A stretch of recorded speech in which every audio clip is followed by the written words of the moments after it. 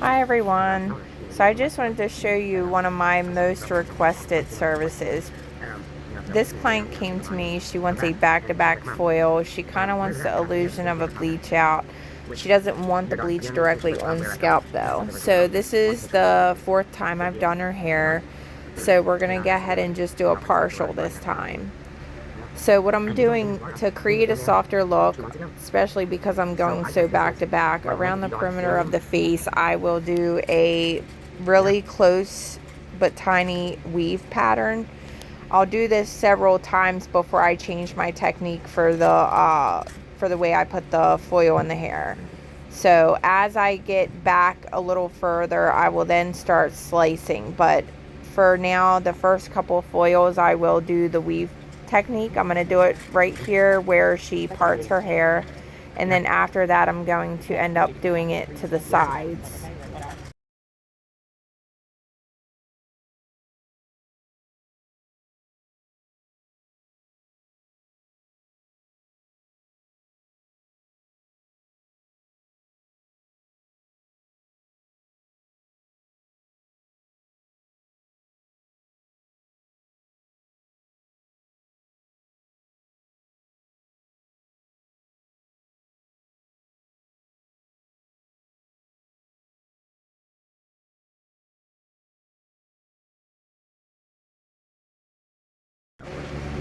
And she parts her hair right there. So that kind of gives me my guide of where I want to start slicing her hair. But before I start the slice method, I'm going to go ahead and fold those foils, and then I'm going to start doing those weaving techniques on the side hairline. This is going to create like a really soft, nice look when we blow dry it. It won't look so harsh versus if we did a slice.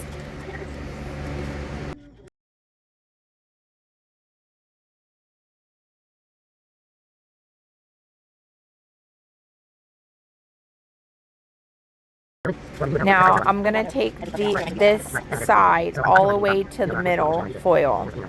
So you'll notice that I line them up. When I'm done doing that, I'm going to work my way to the next side. I'm going to fold those ends, lock them in really nice and tight, and do it small enough. That way it gives a nicer, finish when the hair is dry. So I'm going to keep going. You'll notice that I'll go all the way up to that corner to meet that middle foil.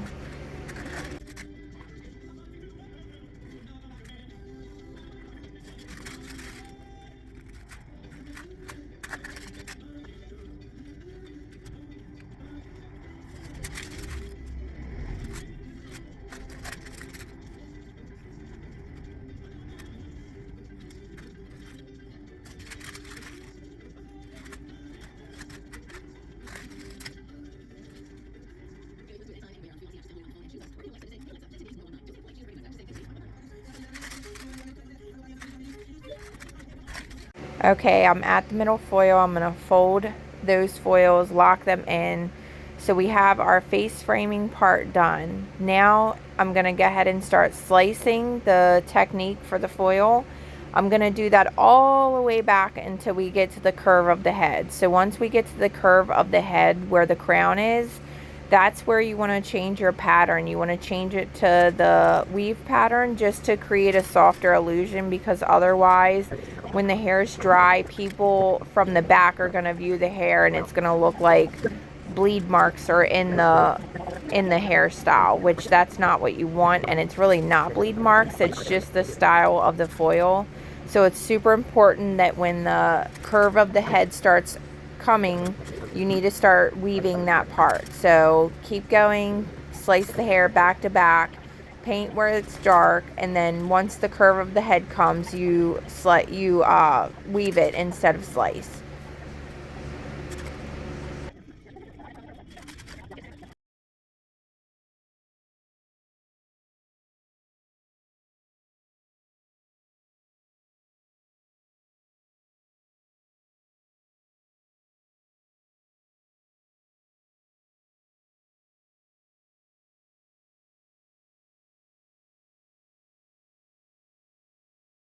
Okay, now you're going to start weaving. We're at the curve of the head. you're going to weave. Anything dark you see, pull it out and use a double foil so you're not over processing the hair.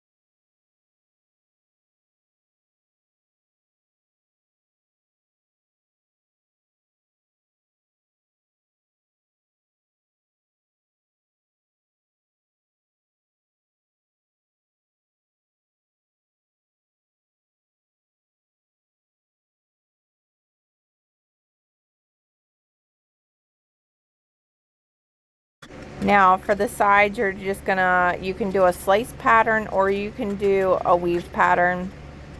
In my opinion, I feel like once the toner hits it, it's a soft look when it's on the side. I've never noticed that it looks bad, so that's why I just slice to get as much in there as I can and to lighten it. You can totally weave it and it looks fine, but the parts that people are going to be drawn to are the crown and the perimeter, the outside hairline, when you, especially if you're a hair flipper. So those are the areas that you definitely want to make sure are softened with a weave technique. Like I said, you can do it, you can do the sides however you prefer. I just, you know, right now I'm doing the slice.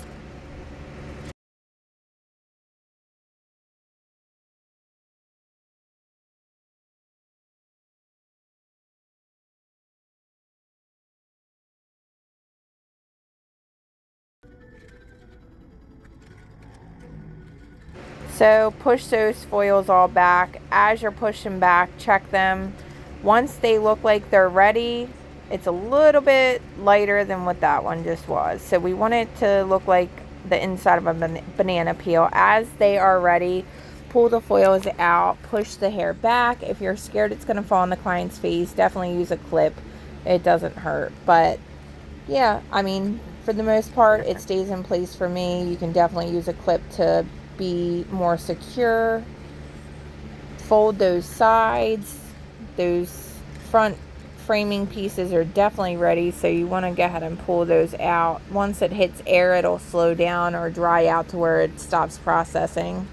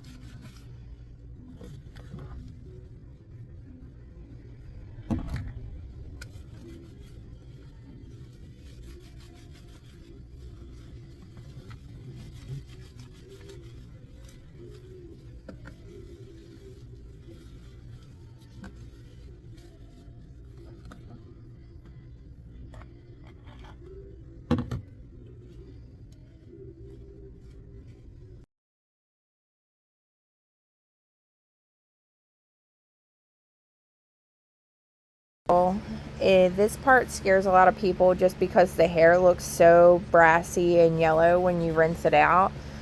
I don't usually take my blonde super crazy light just because I want to save the integrity of the hair. You'll notice here that it's super yellow and then super dull at the end. This is just a buildup of toner over time. I'm going to go ahead and use my leftover bleach. I'm going to add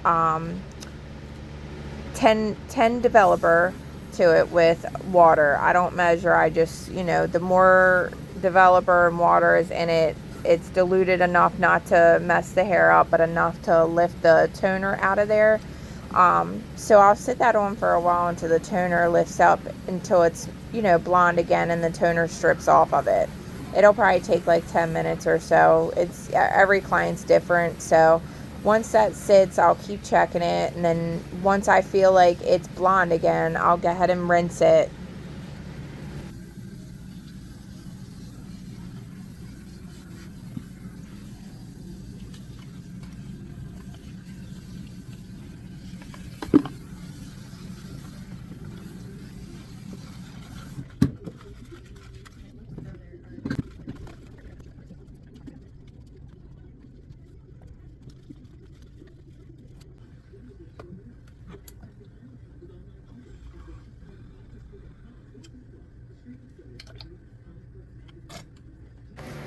I'm going to pre-tone with Fanola No Yellow. It's my favorite.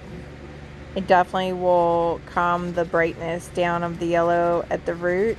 So I'm going to leave that on, let it sit for a couple minutes.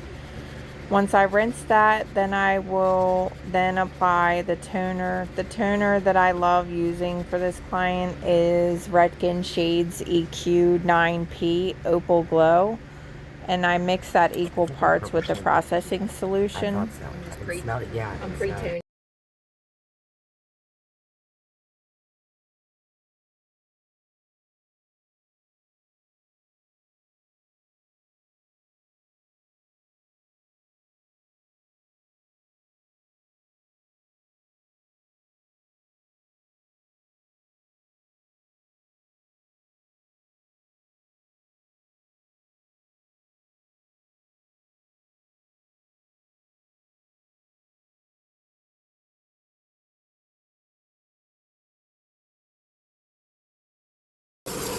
Now look at how the brightness of that root calmed down just by pre-toning with Fanola. I stand by Fanola. It's amazing.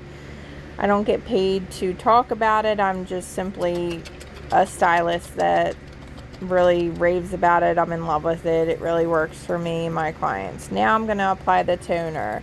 I usually let my toner sit on for anywhere from 10 minutes to 25 minutes. It depends on the client and what I'm trying to achieve. I'm just trying to get everything to blend back out from the ends to the new stuff that I did. So I'm going to lather in from the ends and work my way up to the root. And I'm going to let that sit. Once it's the desired color that I want, I'm going to rinse.